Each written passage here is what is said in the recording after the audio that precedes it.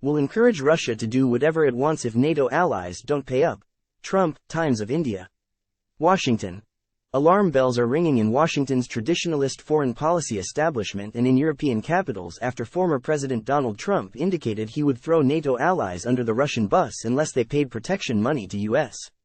Although he made similar remarks during his first term and claimed he had got NATO countries to commit to greater military spending, Trump went much further during a rally Saturday, virtually threatening he would encourage Russia to attack them if they did not pay for protection.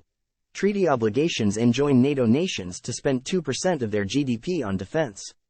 In language evocative of a mob boss running a protection racket, here's how Trump related a conversation he claimed he had with a leader of a presumably NATO ally he did not name.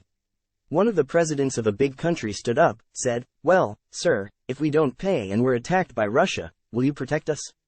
I said, "You didn't pay, you're delinquent." He said, "Yes, let's say that happened. No, I would not protect you. In fact, I would encourage them to do whatever the hell they want. You've got to pay. You got to pay your bills."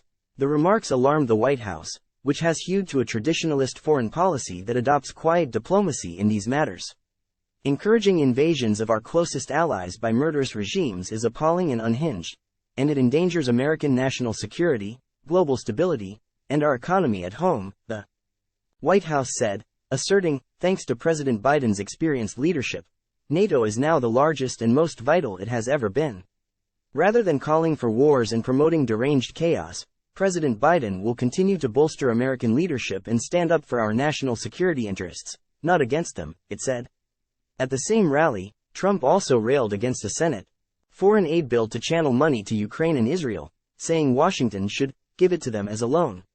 The former president is tapping into growing skepticism and weariness in America, particularly among his MAGA faithful, about the U.S. having to foot the bill for the security of its allies and partners, without taking care of its own borders that is being overrun by illegal immigrants. Trump torpedoed a recent bipartisan bill negotiated by his own party lawmakers that combined foreign aid and border security reforms, arguing that it effectively legalized entry of 5,000 illegal immigrants into the U.S. every day, and calling it a death wish for his party.